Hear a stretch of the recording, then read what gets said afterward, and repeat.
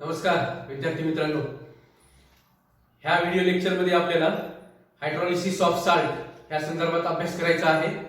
मागच्या व्हिडिओ लेक्चरमध्ये आपण बफर सोल्युशनच्या संदर्भात अभ्यास केलेला होता आणि त्या अगोदरच्या व्हिडिओमध्ये आपण पीएच स्केल या संदर्भात अभ्यास केलेला होता. आजच्या व्हिडिओ लेक्चरमध्ये आपल्याला हायड्रॉलिसिस ऑफ साल्ट या संदर्भात अभ्यास करायचा आहे. साल्ट म्हणजे काय पहिल्यांदा आपण बघूया, त्यानंतर त्याच्या संदर्भातले किती टाइप्स आहेत, टाइप्स ऑफ साल्ट हे सुद्धा आपल्याला बघायचे आहेत. तर बघूया आपण hydrolysis of salt. Hydrolysis of salts. आता साल्ट म्हणल्याच्या नंतर किंवा साल्ट म्हणल्याच्या नंतर साल्ट म्हणजे काय? It is the neutralisation product of neutralisation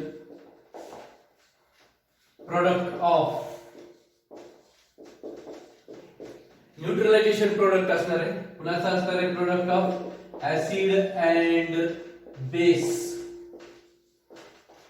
acid आणि बेसचा न्यूट्रलायझेशन प्रोडक्ट असणार आहे. किंवा ऍसिड आणि बेस एकमेकांसोबत रिएक्ट झाल्याच्या नंतर जो काही प्रोडक्ट फॉर्म होणार आहे तो प्रोडक्ट म्हणजेच काय असणार आहे? साल्ट असणार आहे. ऍसिड आणि बेस एकत्र आल्याच्या नंतर त्यांचं न्यूट्रलायझेशन होतं आणि ज्या ती न्यूट्रलायझेशन झाल्याच्या नंतर किंवा ते रिएक्शन झाल्याच्या नंतर जो काही प्रोडक्ट फॉर्म होणार आहे त्याला आपण म्हणत असतो साल्ट असं म्हणत असतो. फॉर एक्झाम्पल आपण असं बघूया, हा HCl आहे, ठीक आहे, आणि प्लस NaOH हा बेस आहे. HCl NaOH हे तो मिक्स झाले, न्यूट्रलायझेशन झाले, यांची रिएक्शन झाली तर आपल्याला काय भेटणार आहे या ठिकाणी? NaCl आणि प्लस काय भेटत असतं? वॉटर भेटत असतं. ठीक आहे, हा NaCl म्हणजेच काय असणार आहे?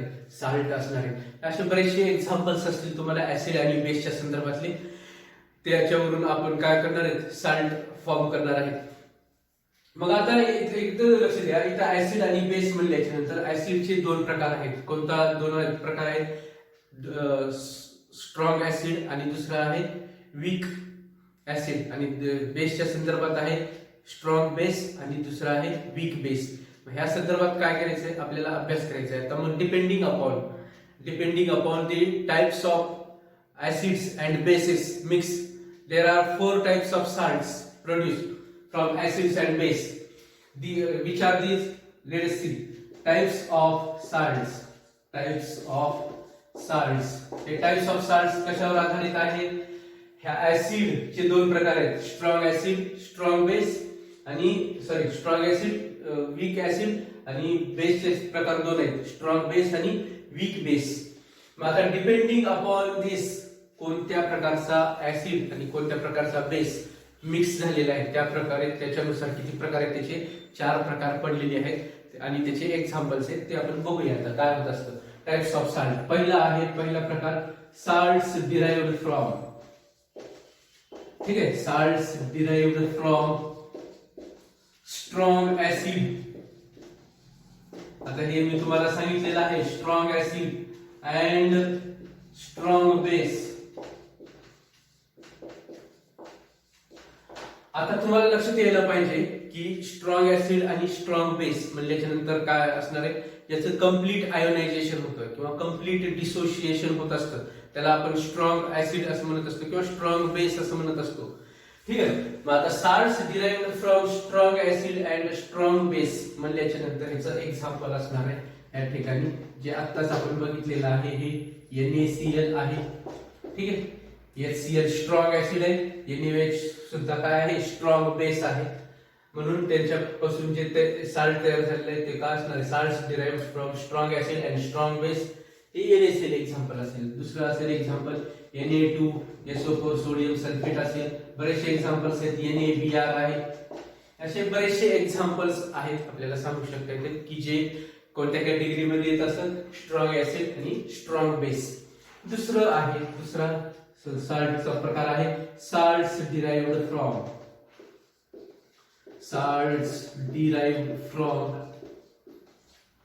ठीक आहे, salts derived from strong acid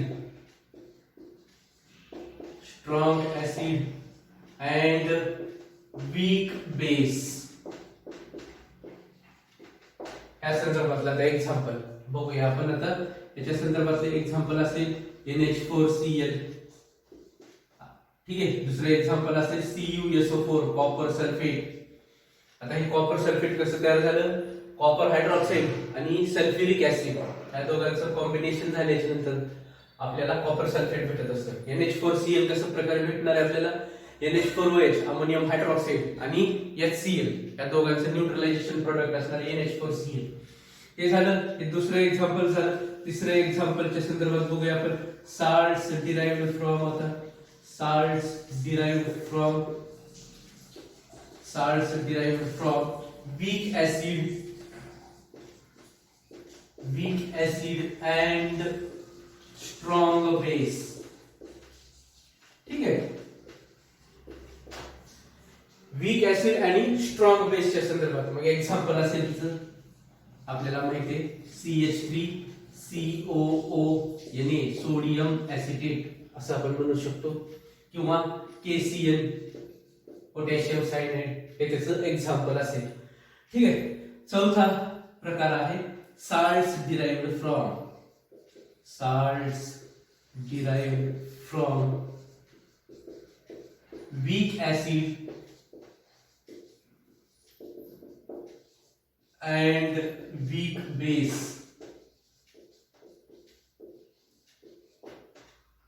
depending weak acid आहे आणि वीक बेस आहे, त्याचं एक्झाम्पल असेल मग आता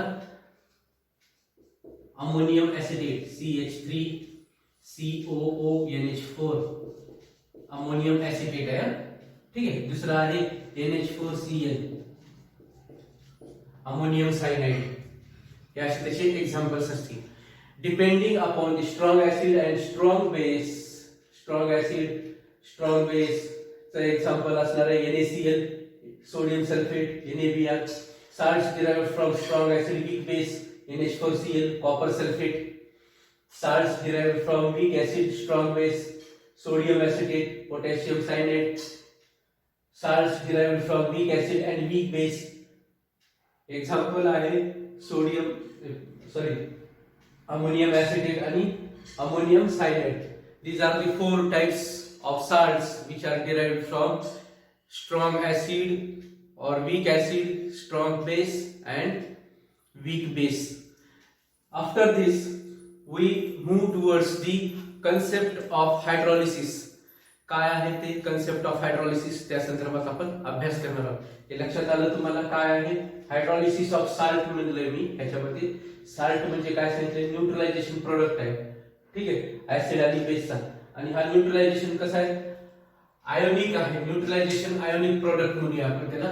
आयोनिक कंपाऊंड असतात हे जे काय साल्ट असतात, हे साल्ट हे काय असतात, हे आयोनिक कंपाऊंड असतात.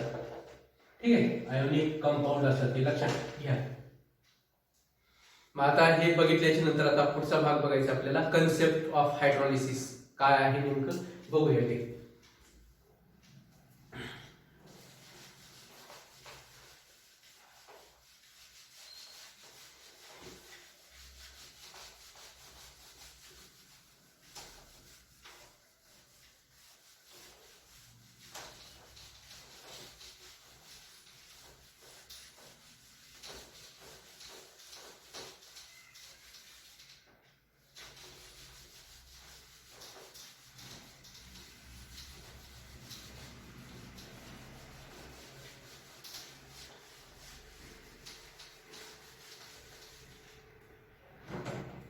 हा ठीक आहे. पुढचा भाग बघूया आपण आता. काय आहे तो कन्सेप्ट ऑफ हायड्रॉलिसिस. नेमकं काय आहे ते बघूया. Concept of hydrolysis.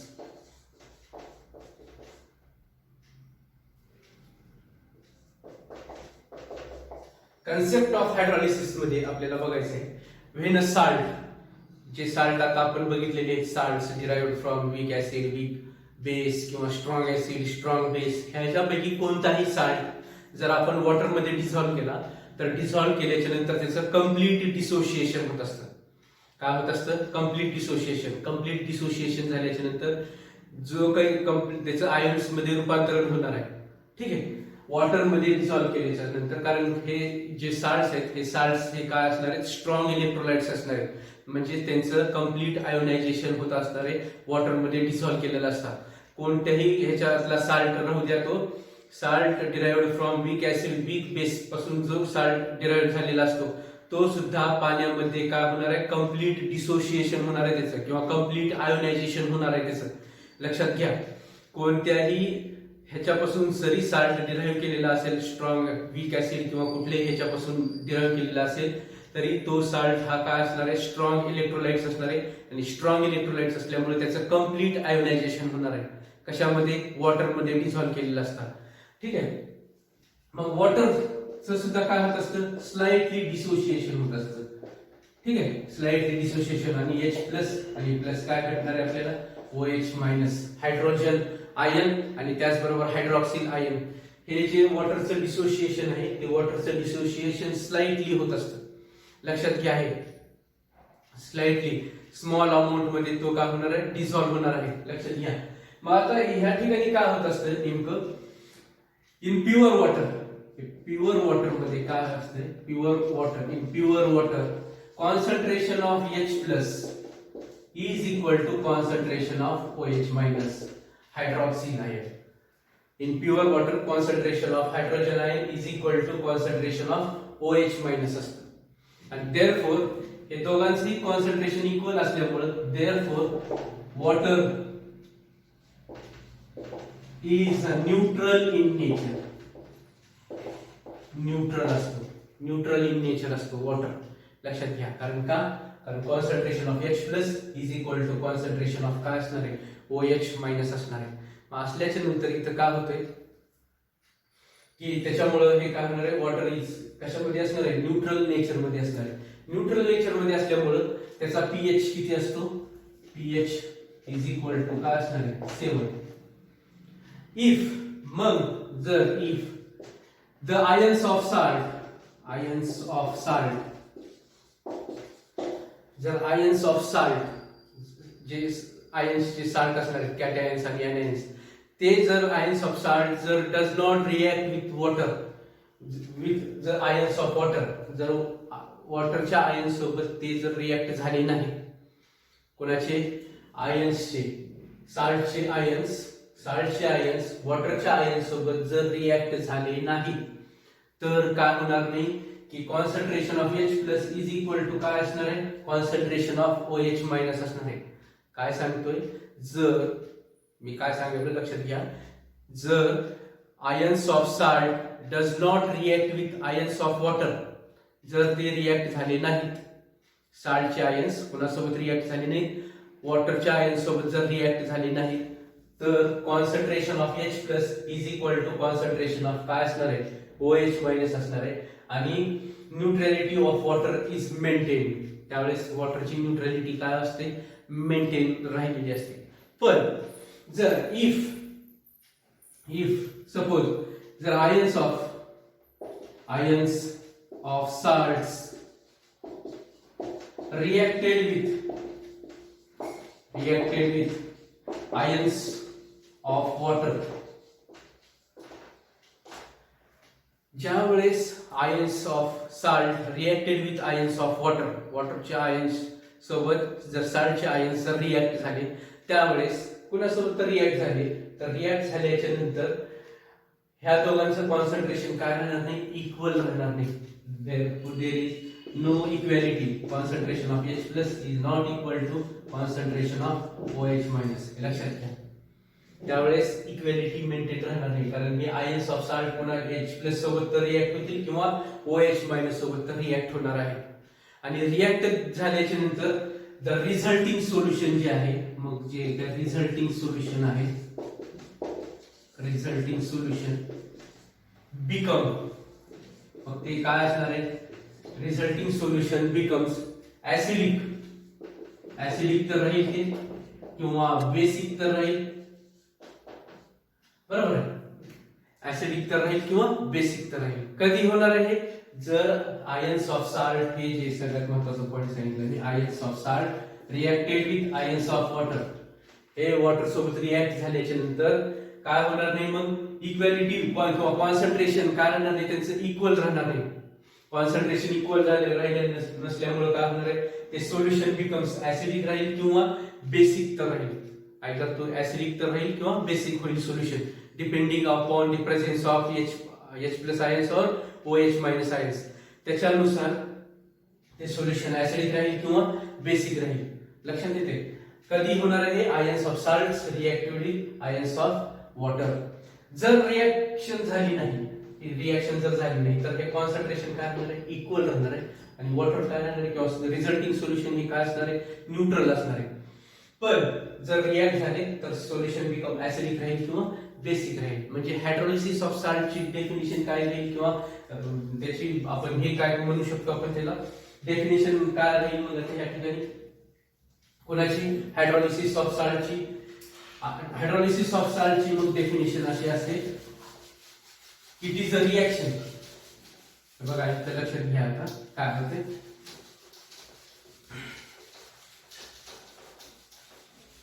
मग काय होईल,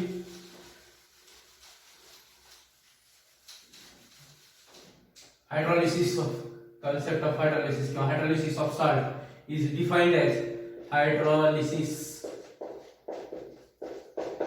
of salt is defined as the reaction in which reaction is होणार आहे ते reaction in which ions of salts reacted with ions of water to produce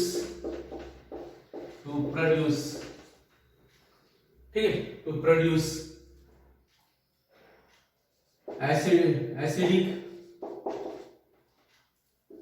or basic or even neutral solution. त्याला आपण म्हणत असतो हायड्रोलिसिस ऑफ साल्ट. काय म्हणलेलं आहे, hydrolysis of salt is defined as the reaction in which ions of salts reacted with ions of water to produce acidic, basic और even neutral solution.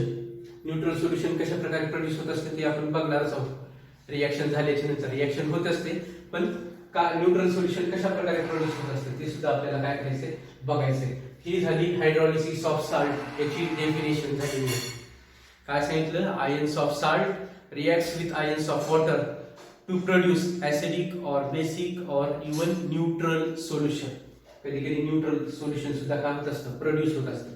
आपण ते बघणार कोणत्या संदर्भात न्यूट्रल सोल्युशन प्रोड्यूस होणार आहे, कोणत्या संदर्भात ऍसिडिक सोल्युशन प्रोड्यूस होणार आहे आणि कोणत्या संदर्भात बेसिक सोल्युशन प्रोड्यूस होणार आहे ते आपल्याला आता बघायचंय. कोणत्या साल्ट्स पासून, जे आपण 4 टाइप्स ऑफ साल्ट्स बघितलेले होते, salts derived from strong acid, strong base, strong acid, weak base, salts derived from weak acid, strong base आणि salts derived from weak acid, weak base. या संदर्भातून जे 4 साल्ट्स तयार झालेले होते, या 4 साल्ट्सचं रिएक्शन झाल्याच्या नंतर वॉटर, आयन्स ऑफ वॉटर सोबत रिएक्शन झाल्याच्या नंतर कोणत्या प्रकारचं सोल्युशन प्रोड्यूस होणार आहे ते आपण आता काय करणार आहोत, बघणार आहोत. पण इन जनरल असं आपण म्हणू शकतो की the solutions of strong acid and strong base, salts derived from strong acid आणि स्ट्रॉंग बेस, याचं जे सोल्युशन असणार आहे ते सोल्युशन हे कसं असणार आहे, न्यूट्रल असणार आहे. ठीक आहे. आणि स्ट्रॉंग ऍसिड आणि वीक बेसचं जे असणार आहे, स्ट्रॉंग ऍसिड आणि वीक बेसचं ते ऍसिडिक नेचर मध्ये असणार आहे आणि वीक ऍसिड आणि स्ट्रॉंग बेसचं हे बेसिक नेचर मध्ये असणार आहे. आपण बघणार आहोत ते कशा प्रकारे प्रोड्यूस होत असतं, बघूया. हायड्रोलिसिस ऑफ साल्ट या ठिकाणी आपण आता मी कसं हे करेल तुम्हाला सांगेल की हायड्रोलिसिस ऑफ साल्ट बघणार आहेत आता आपण. तो कन्सेप्ट होता आपला मेन, तो आपल्याला कन्सेप्ट बघायचा आहे.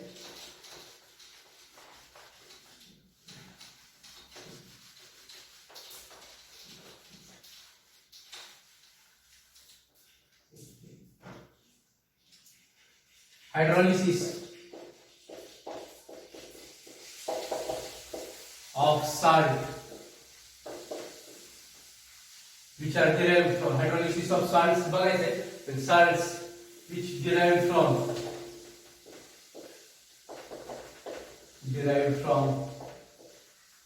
strong acid and strong base. आता हे स्ट्रॉंग ऍसिड आणि स्ट्रॉंग बेसचं हायड्रॉलिसिस झाल्याच्या नंतर कोणत्या टाइपचं सोल्युशन प्रोड्यूस होत असतं? ऍसिडिक प्रोड्यूस होत असतं का न्यूट्रल होत असतं का बेसिक प्रोड्यूस होत असतं? हे आपल्याला काय करायचं आता बघायचंय. मग आता याचे एक्झाम्पल्स बघूया. Let us discuss. एक्झाम्पल आपल्याला माहिती आहे NaCl. NaCl is a salt of which derived from strong acid HCl and strong base NaOH. त्याचा न्यूट्रलायझेशन प्रोडक्ट आहे आपल्याला माहिती आहे NaCl. मग ह्या NaCl ज्यावेळेस आपण वॉटर मध्ये मिक्स करू, वॉटर मध्ये ऍड केल्याच्या नंतर त्याचं काय होत असतं? कम्प्लीट डिसोसिएशन होत असतं. NaCl when dissolved in aqueous solution किंवा वॉटर मध्ये डिसॉल्व सोल्युशन केल्याच्या नंतर NaCl चे कम्प्लीट डिसोसिएशन होतं. Na+ आणि Cl- आपल्याला भेटणार आहे aqueous आणि हे काय होणार आहे aqueous. अशा प्रकारे कम्प्लीट आयोनायझेशन होत असतं. कारण साल्ट्स हे मी तुम्हाला सांगितलेले आहेत स्ट्रॉंग इलेक्ट्रोलाइट्स आहेत. स्ट्रॉंग इलेक्ट्रोलाइट्स असल्यामुळे त्याचं काय होत असतं? कम्प्लीट आयोनायझेशन होत असतं वॉटर मध्ये डिसॉल्व केल्याच्या नंतर. आणि वॉटर सुद्धा काय होत असतो? स्लाइटली डिसोशिएट होत असतो. लक्षात घ्या H+ आणि प्लस काय भेटणार आहे? OH-. मग आता ह्या ठिकाणी आता पुढे काय होत असतं? पुढे ह्या ठिकाणी काय होत असतं? मग ह्या सोल्युशन मध्ये किती प्रकारचे आयन्स आहेत? 4 प्रकारचे आयन्स आहेत. कोणते 4 प्रकारचे आयन्स आहेत? तो H+ आहे, बरोबर आहे. दुसरा कोणता आहे? Na+ आहे. पुन्हा कोणता आहे? OH- आहे. आणि त्याचबरोबर कोणता आहे? Cl-. अशा 4 टाइप्स ऑफ साल्ट्स आहेत ह्या ठिकाणी. मग आता ह्या ठिकाणी काय होतं? ह्या 4 टाइप्स ऑफ आयन्स असल्यामुळे ह्या ठिकाणी 4 प्रकारचे आयन्स आहेत. साल्ट्स ऑफ आयन ह्या ठिकाणी काय होणार नाही? रिॲक्ट होणार नाही. Neither ions of salt reacted with the ions of water. म्हणजे ह्या ठिकाणी कोणत्याही साल्टचा आयन्स ऑफ वॉटर सोबत काय होणार नाही? डिसॉल्व होणार, रिॲक्ट होणार नाही, ह्याच्यासोबत रिॲक्ट होणार नाही. कारण का? द पॉसिबल प्रोडक्ट, समजा जर Na+ आपण रिॲक्ट केला, Na+ रिॲक्ट झाला, कोणासोबत रिॲक्ट होणार आहे? OH- सोबत रिॲक्ट झाला वॉटरच्या आयन सोबत. तर काय होईल? पॉसिबल प्रोडक्ट काय असणार आहे? NaOH काय? स्ट्रॉंग बेस आहे. त्याचं परत काय होत असतं? Na+ आणि OH-. म्हणजे जी टेंडन्सी राहील का OH- सोबत रिॲक्ट होण्याची नाही. का बरं का? कारण हा जो पॉसिबल प्रोडक्ट फॉर्म होणार आहे तो पॉसिबल प्रोडक्ट हा काय असणार आहे? स्ट्रॉंग बेस आहे. आणि स्ट्रॉंग बेस म्हणल्याच्या नंतर त्याचं काय होत असतं? कम्प्लीट डिसोसिएशन होणार. परत Na+ आणि प्लस काय होणार आहे? OH-. म्हणजे जो रिॲक्टंट आहे तोच काय राहणार आहे? प्रोडक्ट राहणार त्या ठिकाणी. तर तयार जरी झाला तरी त्याचं परत काय होणार आहे? कम्प्लीट आयोनायझेशन होणार आहे त्या ठिकाणी. aqueous म्हणूया आपण याला.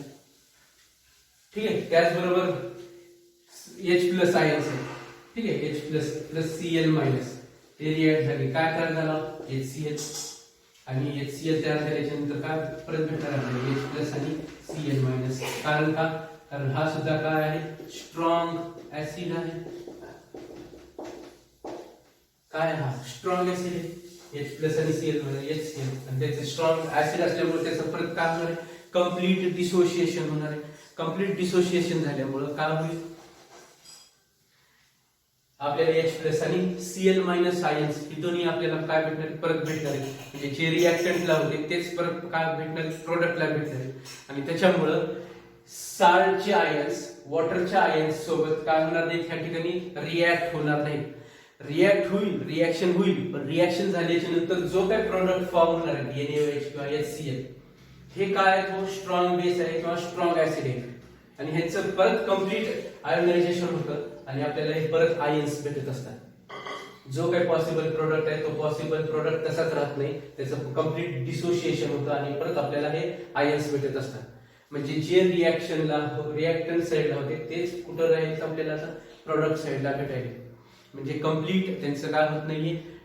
आयोनायझेशन व्हायले किंवा कम्प्लीट डिसोसिएशन व्हायले. त्याच्यामुळं हे जे H+ आयन्स आहेत आणि OH- आयन्स आहेत हे काय राहणार, त्यांचं कॉन्सन्ट्रेशन काय राहणार, therefore concentration of H plus therefore concentration of OH minus हे इक्वल राहणार आहे.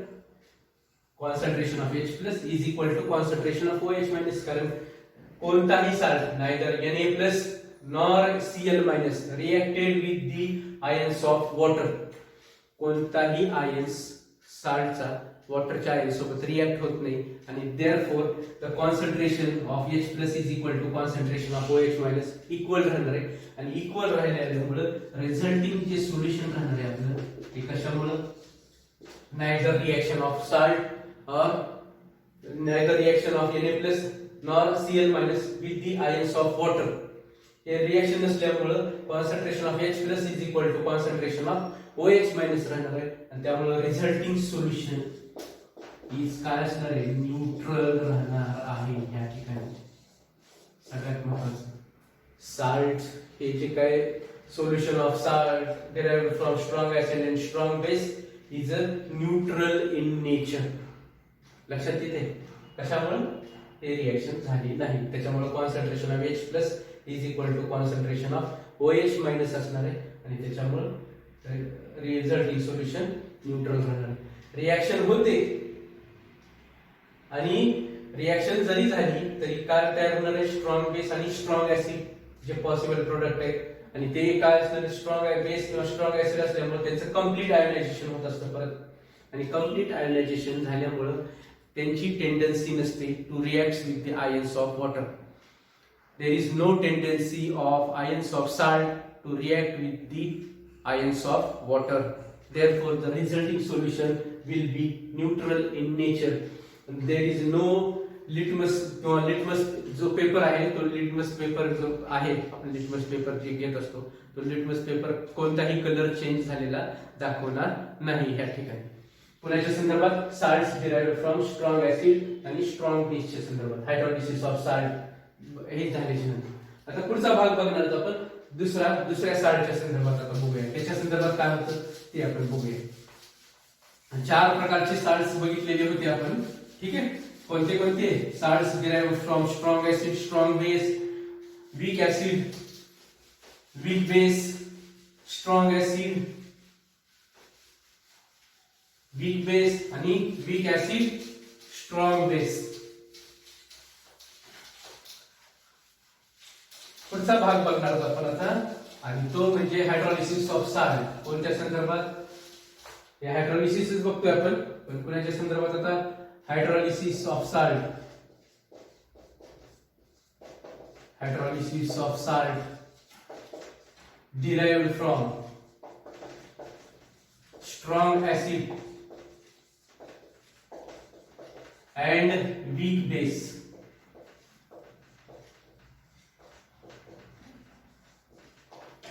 ह्याच्या संदर्भात बघणार आहोत. आता याचं एक्झाम्पल कोणतं होतं, एक्झाम्पल आपण बघितलेलं होतं कोणतं, CuSO4 कॉपर सल्फेटच्या संदर्भात बघूया आपण आता. कॉपर सल्फेट, आता हे कॉपर सल्फेट कुणापासून तयार झालेलं आहे, कॉपर हायड्रॉक्साईड आणि H2SO4 या दोघांचं.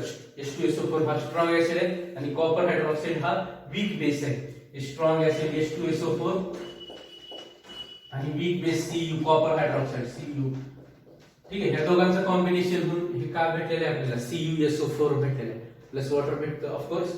मग आता हे CuSO4 आहे म्हणजे याच्यानंतर या ठिकाणी काय होतं, या ठिकाणी आपल्याला हे कम्प्लीट आयोनायझेशन होत असतं. कम्प्लीट कोणतं, Cu प्लस प्लस आणि प्लस काय भेटणार आपल्याला SO4 मायनस. हे कम्प्लीट आयोनायझेशन होत असतं ऍक्वियस, ठीक आहे. पुढे water also dissociates slightly. OH minus, ठीक. इथं मी सिंगल हेडेड एरो दाखवले, इथं काय दाखवले डबल हेडेड एरो. का, याचं कम्प्लीट डिसोसिएशन होईल इथं, लक्षात घ्या, ठीक आहे. आणि इथं काय होतं, पार्शियल डिसोसिएशन होत असतं आणि इक्विलिब्रियम डेव्हलप होत असतं, ठीक आहे. म्हणून हे त्या ठिकाणी डबल हेडेड एरो दाखवलाय, इथं सिंगल हेडेड एरो दाखवलेला आहे, लक्षात घ्या. मग आता काय होत असतं ह्या ठिकाणी होणार आहे की कॉपर आयन्स कोणासोबत रिएक्ट होतील, कॉपर आयन्स रिएक्ट होतील कोणासोबत, OH मायनस सोबत रिएक्ट होतील. आणि हे SO4 आयन्स H+ सोबत रिॲक्ट होत असते. पण इतर रिॲक्शन झाल्याच्या नंतर SO4 ions SO4 minus SO4 ions म्हणजे कोणते? Sulphate ions. Sulphate ions of the salt have no tendency to react with H+. यांची टेंडन्सी नसते कुणासोबत रिॲक्ट होण्यासाठी? H+ सोबत. याची टेंडन्सी नसते H+ सोबत रिॲक्ट होण्याची. का नसते? कारण जो काही पॉसिबल प्रोडक्ट असणार आहे तो पॉसिबल प्रोडक्ट कोणता असणार आहे? SO4 आणि H+ कंबाईन झाल्याच्या नंतर आपल्याला काय भेटतं? H2SO4. आणि H2SO4 मीच काय सांगितलं आता? काय आहे? Strong acid. त्याचं परत कम्प्लीटली डिसोसिएशन होतं आणि काय भेटत असतं आपल्याला? H+ ions. आणि दुसरंच काय भेटत असतं आपल्याला? SO4 मायनस आयन्स भेटत असतात. आणि त्याच्यामुळं ह्या SO4 आयन्स जे आहेत कोणाचे? साल्टचे. त्यांची टेंडन्सी नसते कोणासोबत? H+ ions. कुठून आली H+ आयन्स? वॉटरची. लक्षात, वॉटरच्या H+ आयन्स सोबत त्यांची टेंडन्सी नसते टू रिॲक्ट. कारण का? जो काही पॉसिबल प्रोडक्ट भेटणार आहे आपल्याला H2SO4. H2SO4 हा काय? स्ट्रॉंग ऍसिड आहे. आणि स्ट्रॉंग ऍसिड म्हणल्याच्या नंतर त्याचं कम्प्लीट काय होत असतं? डिसोसिएशन होत असताना आपल्याला काय भेटत असतं? H+ आणि SO4 आयन्स भेटत असतात परत. त्याच्यामुळे त्याची टेंडन्सी नसते SO4. मग काय होतं? हे जे कॉपर आयन्स आहेत हे कॉपर आयन्स रिॲक्ट होत असतात. Cu बरोबर आहे, प्लस हे कुणासोबत? वॉटर रिॲक्ट होत असतात. वॉटर सोबत रिॲक्ट होत असतात. वॉटर सोबत रिॲक्ट झाले त्यानंतर आपल्याला काय भेटणार आहे? ह्या ठिकाणी CuOH ट्वाइस आणि प्लस काय भेटणार आहे आपल्याला? 2H+ भेटणार आहे आपल्याला. ही रिॲक्शन होणार आहे. ठीक आहे. Copper ions reacts with ions of water to form copper hydroxide आणि H+ भेटणार आहे. आता हा कॉपर हायड्रॉक्साइड कसा आहे? हा आहे वीक बेस आहे. वीक बेस असल्यामुळे ह्याची स्लाइटली टेंडन्सी असते to dissociate into the ions. आणि major portion of this is remain in undissociated form. Undissociated form मध्ये तो परत काय असणार आहे? राहणार आहे. कारण का? कारण हा काय? वीक बेस आहे. आणि वीक बेसची टेंडन्सी नसते to dissociate into the ions. आणि त्याच्यामुळे हा मेजर फॉर्म मध्ये राहणार आहे Cu कॉपर हायड्रॉक्साइड. लक्षात येते. आणि आपल्याला काय भेटणार? 2H+ ions. म्हणजे ह्या ठिकाणी बघा H2O चं रिॲक्शन झाल्याच्या नंतर H+ आणि OH- भेटेल. हे OH- कोणासोबत रिॲक्ट होईल? या कॉपर आयन्स सोबत रिॲक्ट होईल. बरोबर आहे. हे OH- कोणासोबत रिॲक्ट होईल? हे दोघांची रिॲक्शन होईल. आणि हे H+ आयन्स काय राहिले? त्या ठिकाणी प्रोड्यूस राहिले, तसेच राहिले, रिमेन्स. मग ह्या ठिकाणी ह्या ठिकाणी ह्या रिॲक्शन मध्ये हे OH- रिमूव्ह झाल्यामुळे हे इथे जे काही इक्विलिब्रियम होतं या ठिकाणी ह्या इक्विलिब्रियम जे होतं ते इक्विलिब्रियम OH- आयन्स रिमूव्ह झाल्यामुळे काय होणार आहे? इक्विलिब्रियम शिफ्ट होणार आहे. कुठे शिफ्ट होणार आहे? Left to right. हे इक्विलिब्रियम शिफ्ट होणार आहे कुठून? Left to right. का बरं? कारण OH- आयन्स रिॲक्ट होईल कुणासोबत? Cu++ आयन्स सोबत. म्हणजे OH- चं कॉन्सन्ट्रेशन काय होईल? कमी होईल. मग आता OH- आयन्सचं कॉन्सन्ट्रेशन रिमूव्ह झाल्यामुळे कमी झाल्यामुळे ते परत आपल्याला काय करावं लागेल? रिएस्टॅब्लिश करावं लागेल. किंवा according to Le Chatelier principal नुसार स्ट्रेस अप्लाइड झालाय. आणि स्ट्रेस अप्लाइड झाल्यामुळे कशामुळे स्ट्रेस अप्लाइड व्हायला? OH- आयन्स रिमूव्ह झाल्यामुळं. कारण का बरं रिमूव्ह व्हायले OH- आयन्स? कारण ते कुणासोबत रिॲक्ट व्हायले? कॉपर सोबत रिॲक्ट व्हायले. ठीक आहे. आणि कॉपर सोबत रिॲक्ट करून काय तयार होईल? कॉपर हायड्रॉक्साइड तयार होईल. मग हे रिमूव्ह झालेले OH- आयन्स जर परत हे करायचे असतील तर हे H2O परत काय करणार आहे? हे OH- आयन्स प्रोड्यूस करणार आहे. मग हे OH- तयार झालेले OH- आयन्स कुणासोबत रिॲक्ट होईल? कॉपर सोबत. म्हणजे आणि हे H+ आयन्स ते तसेच राहिले सोल्युशन मध्ये. म्हणजे सोल्युशन कसं व्हायले? H+ आयन्स रिमेन्स राहिले. म्हणजे ज्या सोल्युशन मध्ये H+ आयन्स असतो त्याला आपण काय म्हणत असतो? ऍसिड. काय म्हणत असतो? ऍसिड. म्हणजे रिझल्टिंग सोल्युशन कसं असणार आहे? मग ऍसिडिक. रिझल्टिंग सोल्युशन कसं असणार आहे? Acidic. Due to the presence of काय आहे? H+ ions. More H+ ions will be form.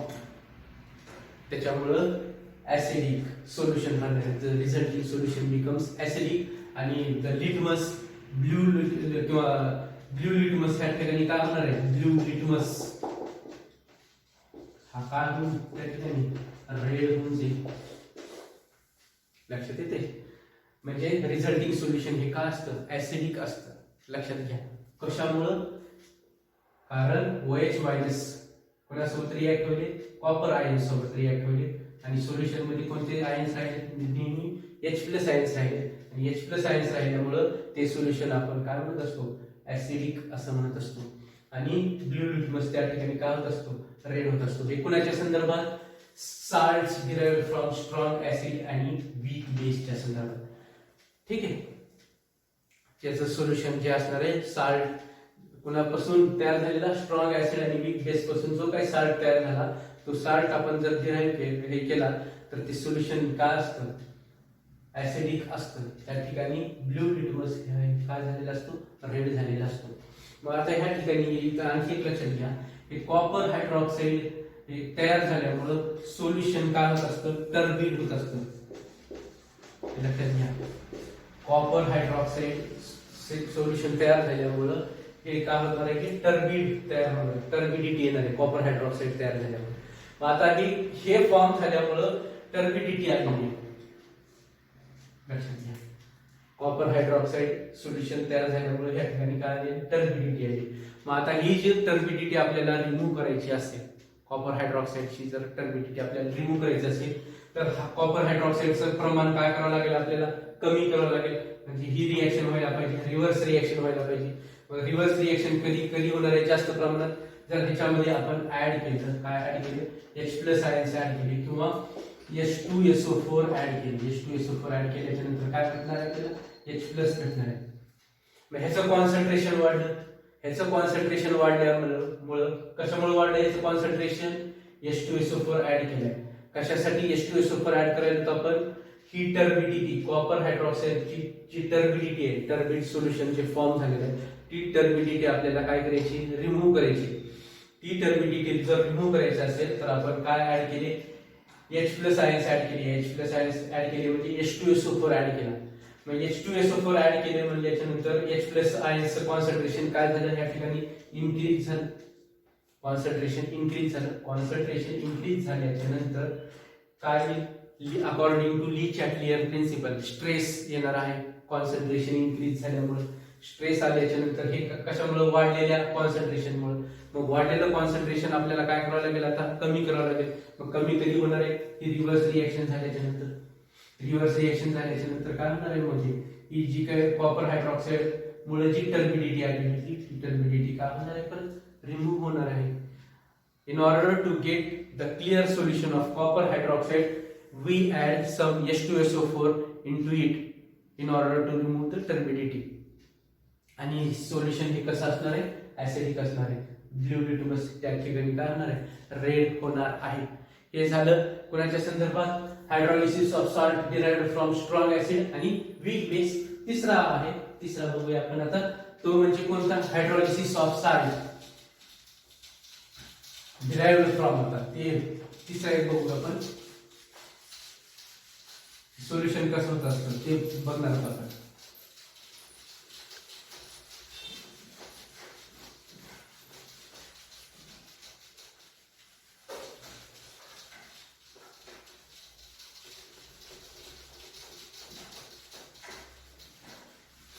कोणतं बघायचं आपल्याला, तिसरा, salts derived from कोणता असेल, weak acid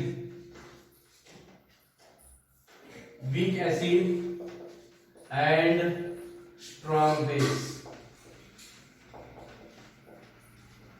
आता weak acid कोणता होता, ऍसिटिक ऍसिड CH3COOH आणि स्ट्रॉंग बेस कोणता आहे, NaOH. एक्झाम्पल मी सांगितले, बरेचसे एक्झाम्पल तुम्हाला सांगितले. मग ह्याचा साल्ट कोणता तयार होणार आहे, CH3COO, यानी सोडियम ऍसिटेट. हा कम्प्लीट डिसोशिएट होतो आणि आपल्याला काय भेटत असतं, CH3COO मायनस आणि प्लस काय भेटणार आपल्याला, Na+. ठीक आहे. Water also dissociates slightly, H2O, H plus OH minus. आता ह्या ठिकाणी काय होईल बघा, आता ह्या ठिकाणी लक्ष द्या, Na+ ह्या ठिकाणी Na+ रिॲक्ट होणार नाही. कोणासोबत? या OH मायनस सोबत रिॲक्ट होणार नाही. कारण का जो पॉसिबल प्रोडक्ट आहे NaOH, हा NaOH काय असणार आहे? Strong base. ठीक आहे. आणि परत आपल्याला काय भेटतंय? Na प्लस आणि प्लस काय भेटणार आहे आपल्याला? OH minus. त्याच्यामुळे ही टेंडन्सी राहणार नाही ह्याची. Na प्लस ची टेंडन्सी राहणार नाही. OH मायनस, हे OH मायनस कुठून आली? वॉटरच्या. OH मायनस सोबत Na प्लस ची टेंडन्सी राहणार नाही रिॲक्ट होण्याची. कारण का जो पॉसिबल प्रोडक्ट असतो तो स्ट्रॉंग बेस असणार आहे, NaOH फॉर्म झालेला, आणि तो परत त्याचं कम्प्लीट डिसोसिएशन होऊन आपल्याला Na प्लस आणि OH मायनस भेटत असतं. मग टेंडन्सी कोणाची असते? मग आता ह्या ऍसिटेट आयन्सची टेंडन्सी असते. कोणासोबत रिॲक्ट व्हायची? CH3COO minus plus H2O. आणि आपल्याला काय भेटत असतं ह्या ठिकाणी? ऍसिटिक ऍसिड भेटत असतं CH3COOH, आणि प्लस काय भेटणार आहे आपल्याला? OH minus. मग हा ऍसिटिक ऍसिड कसा आहे? हो, वीक ऍसिड आहे. त्याची टेंडन्सी असते टू रिमेन अनडिसोशिएटेड फॉर्म मध्ये राहण्याची त्याची टेंडन्सी असते. आणि to remain in the undissociated form. मग हे H प्लस आयन्स काय होईल? त्याच्यासोबत रिॲक्ट होईल, या दोघांची रिॲक्शन होईल. मग हे सोल्युशन मध्ये काय तयार राहील? OH minus ions. कारण H प्लस आयन्स काय होईल? रिमूव्ह होईल. H प्लस आयन्स रिमूव्ह होईल. त्याच्यामुळे काय होतं? हे जे काही इक्विलिब्रियम असणार आहे ते इक्विलिब्रियम कुठून कुठे जाणार आहे? परत लेफ्ट कडून राईट कडे जाणार आहे. इक्विलिब्रियम शिफ्ट होणार आहे वॉटरच्या संदर्भात. कारण H प्लस आयन्स रिमूव्ह होईल. H प्लस आयन्स रिमूव्ह झाल्यामुळं हे रिमूव्ह झालेले H प्लस आयन्स जर परत आपल्याला प्रोड्यूस करायचे असतील तर मोर वॉटर आयोनाइज होत असतं आणि इक्विलिब्रियम परत रिएस्टॅब्लिश होत असतं त्या ठिकाणी. आणि H प्लस आयन्स जे काही तयार झालेली H प्लस आयन्स आहेत ते कोणासोबत कंबाईन होईल? ऍसिटेट आयन्स सोबत कंबाईन होईल. आणि OH minus remains in the solution, right. आणि OH minus ions remove, hydroxyl ion remain in the solution. Therefore the solution, resulting solution remains काय असणार आहे या ठिकाणी? बेसिक असणार आहे. आणि रेड लिटमस जो आहे तो रेड लिटमस आपल्याला त्या ठिकाणी काय भेटणार आहे? ब्ल्यू झालेला भेटणार आहे. बेसिक ब्ल्यू लक्षात ठेवायचं. कोणत्या ह्याच्या संदर्भात? salts derived from weak acid आणि strong base च्या संदर्भात the resulting solution will become basic and the red litmus becomes blue. का बरं? हे लक्षात घेतलं मी तुम्हाला सांगितलं हे सोडियम ऍसिटेट आहे. सोडियम ऍसिटेटचं कम्प्लीट आयोनायझेशन झालेलं आहे. कम्प्लीट आयोनायझेशन झाल्याच्या नंतर H वॉटर हा स्लाइटली डिसोशिएट होत असतो. त्याच्यानंतर ह्या Na प्लस ची टेंडन्सी नसते OH मायनस सोबत रिॲक्ट होण्याची. कारण का जो पॉसिबल प्रोडक्ट आहे तो स्ट्रॉंग बेस असणार आहे आणि त्याचं परत डिसोसिएशन होऊन आपल्याला Na प्लस आणि OH मायनस आयन्स भेटणार आहेत. मग ह्या ऍसिटिक आयन्सची टेंडन्सी असते to react with H plus ions, बरोबर आहे. आणि काय भेटणार आपल्याला? OH minus. हे OH मायनस असल्यामुळं रिझल्टिंग सोल्युशन हे काय असतं? बेसिक. आणि रेड लिटमस त्या ठिकाणी काय झालेला आढळून येणार आहे? ब्ल्यू झालेला आढळून येणार आहे. अशा प्रकारे 3 साल्ट्सच्या संदर्भात आपण हायड्रोलिसिस बघितलेले. कोणते कोणते? Strong acid, strong base, resulting solution कसं असतं? न्यूट्रल असतं. स्ट्रॉंग ऍसिड वीक बेसच्या संदर्भात ऍसिडिक असतं आणि वीक ऍसिड आणि स्ट्रॉंग बेसच्या संदर्भात बेसिक असतं. अशा प्रकारे 3 सोल्युशनच्या संदर्भात हायड्रोलिसिस आपण बघितलेला आहे. हायड्रोलिसिसचा पार्ट झाल्याच्या नंतर पुढचा भाग आहे आणि तो म्हणजे सॉल्युबिलिटी. तो नेक्स्ट ह्याच्यामध्ये आपण बघणार आहोत. थँक्यू.